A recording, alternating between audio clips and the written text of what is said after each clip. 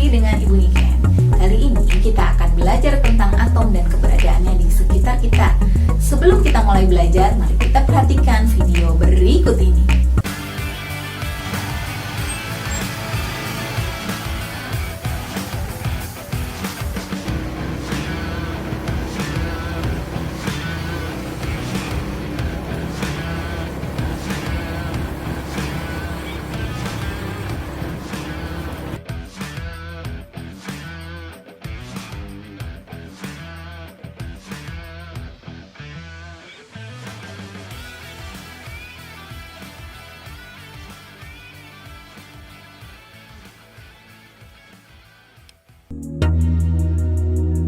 Nah, dari perjalanan rumah ke sekolah, kita akan menemui banyak materi. Di dalam setiap materi yang kita temui ini selalu tersusun atas atom-atom atau unsur-unsur. Sebagai contoh nih, rambut. Rambut ini terdiri dari karbon, oksigen, hidrogen, nitrogen, dan belerang. Kemudian, tubuh. Nah, tubuh ini terdiri atas oksigen, karbon, hidrogen, nitrogen, dan sejumlah kecil unsur seperti kalsium, fosfor, kalium, natrium, klor, dan unsur-unsur lainnya. Sementara kain di baju yang kita gunakan ini tersusun atas karbon, hidrogen, oksigen, dan nitrogen. Atom adalah bagian kecil dari materi. Sementara materi adalah segala sesuatu yang memiliki massa, volume, dan menempati ruang. Struktur atom. Suatu atom terdiri dari atas inti atom. Inti atom terdiri atas proton yang bermuatan positif dan neutron yang netral. Di luar inti atom ini terdapat elektron yang bergerak mengelilingi inti atom serta bermuatan negatif. Menurut Niels Bohr, elektron akan bergerak pada suatu lintasan dengan tingkat energi tertentu. Nah, lintasan ini dinamakan dengan kulit. Ada kulit K, L, M, N, O, P, hingga Q. Berapakah jenis atom di dunia? 118 atom atau unsur. Nah, 118 unsur ini akan disusun dalam suatu tabel periodik berdasarkan jumlah protonnya. Sebagai contoh, di sini hidrogen memiliki jumlah proton 1, maka berada pada urutan pertama. Disusul oleh unsur helium dengan jumlah proton 2. Kemudian litium dengan jumlah proton 3, berilium dengan jumlah proton 4, kemudian karbon, nitrogen, fluor, dan seterusnya hingga unsur terakhir yaitu oganeson dengan jumlah protonnya adalah 118. Kesemua unsur ini dibagi menjadi golongan, yaitu golongan A dan juga golongan B. Apabila kalian melihat salah satu unsur dalam tabel periodik, angka di sebelah kanan merupakan nomor atom. Nomor atom ini merupakan jumlah proton dan sama juga dengan jumlah elektronnya. Sementara angka di sebelah kiri atau angka yang lebih besar merupakan nomor massa. Nomor massa ini merupakan jumlah proton ditambah dengan jumlah neutronnya. Sebagai contoh, aluminium. Aluminium memiliki nomor atom 13, artinya jumlah protonnya 13, jumlah elektronnya 13.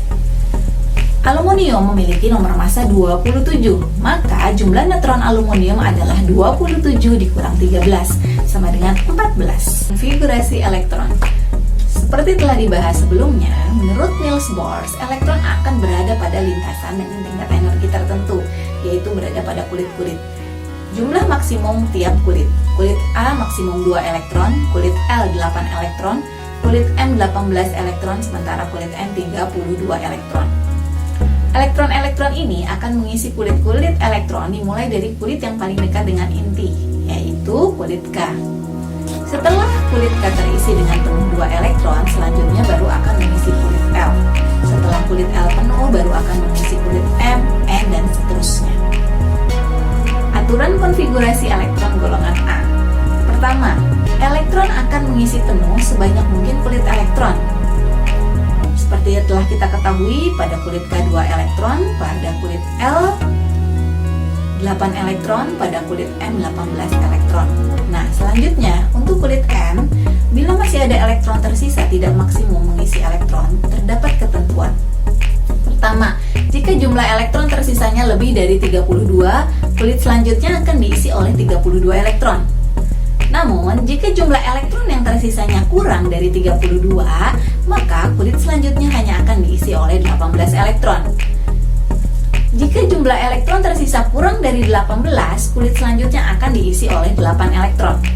Dan jika jumlah elektron terisi kurang dari sama dengan 8, kulit selanjutnya akan diisi oleh elektron yang ada. Konfigurasi elektron aluminium. Aluminium memiliki nomor atom di sini adalah 13. Maka konfigurasi elektron dari aluminium adalah 2,8,3. 3 ini merupakan elektron valensi yang menyatakan bahwa aluminium berada pada golongan 3A. Elektron valensi ini terletak pada kulit ketiga, yaitu kulit M, yang menyatakan bahwa aluminium berada pada periode ketiga. Bisa kita cek di tabel periodik bahwa unsur aluminium terletak pada golongan 3A dan baris atau periode ketiga. Konfigurasi elektron bromin. Bromin memiliki nomor atom 35. Jumlah protonnya 35, jumlah elektronnya 35. Maka konfigurasi elektron untuk bromin adalah 2, 8, 18. Dan sisanya berapa? Sisanya adalah 7. Berarti jumlah elektron valensinya adalah 7, yang menyatakan bahwa Br berada pada golongan 7A. Elektron valensi ini terletak pada kulit keempat, yang menyatakan bahwa bromin ini berada pada periode keempat. Bisa kita cek pada tabel periodik bahwa unsur bromin terletak pada golongan 7A dengan periode keempat. Konfigurasi elektron barium. Barium memiliki nomor atom adalah 56. Maka jumlah atomnya adalah 56, jumlah protonnya artinya 56, dan jumlah elektronnya adalah 56. Maka konfigurasi elektron untuk barium adalah 2, 8, 18, dan sisanya adalah 28. 28 ini kurang dari 32, sehingga konfigurasi elektronnya adalah 2, 8, 18, 18, dan 10. Nah, sekarang 10 ini kurang dari 18, maka konfigurasi elektronnya adalah 2, 8, 18, 18, 8, dan 2. Berarti jumlah elektron valensinya adalah 2, yang menyatakan bahwa barium berada pada golongan 2A. Elektron valensi ini terletak pada kulit O atau kulit ke-6, yang menyatakan bahwa barium berada pada periode ke-6. Bisa dicek di dalam tabel periodik bahwa unsur barium terletak pada golongan 2A dan periode ke-6. Konfigurasi elektron bismut.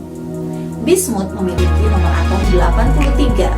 Jumlah protonnya 83 dan jumlah elektronnya adalah 83. Maka konfigurasi elektron untuk bismut adalah 2, 8, 18, dan 55. Nah, 55 ini pada kulit N lebih dari 32, sehingga konfigurasi elektronnya adalah 2, 8, 18, dan 32, dan 23. Nah, sekarang 23 ini lebih dari 18, maka konfigurasi elektron selanjutnya adalah 2, 8, 18, 32, 8, dan 5. Berarti jumlah elektron valensinya adalah 5 dan menyatakan bahwa barium berada pada golongan 5A. Elektron valensi ini terletak pada kulit O atau kulit ke-6, yang menyatakan bahwa barium berada pada periode ke-6. Sehingga bisa kita cek di tabel periodik bahwa unsur barium tersebut terletak pada golongan kelima dengan periode ke-6. Oganeson. Konfigurasi oganeson. Oganeson memiliki nomor atom 118, memiliki jumlah proton 118 dan jumlah elektron 118. Maka konfigurasi elektronnya adalah 2, 8, 18, 90. Nah, 90 ini lebih dari 32, sehingga untuk kulit N-nya adalah 2, 8, 18, 32, dan 58.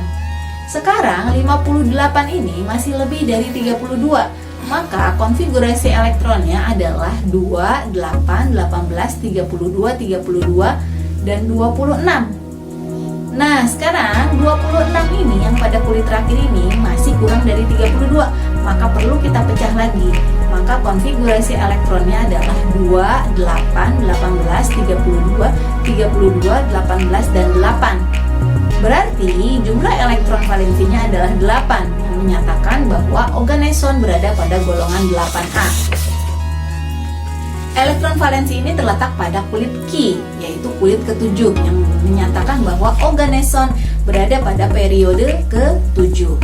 Jadi bisa kita cek di tabel periodik unsur bahwa oganeson terletak pada golongan 8A dan periodenya periode ke-7.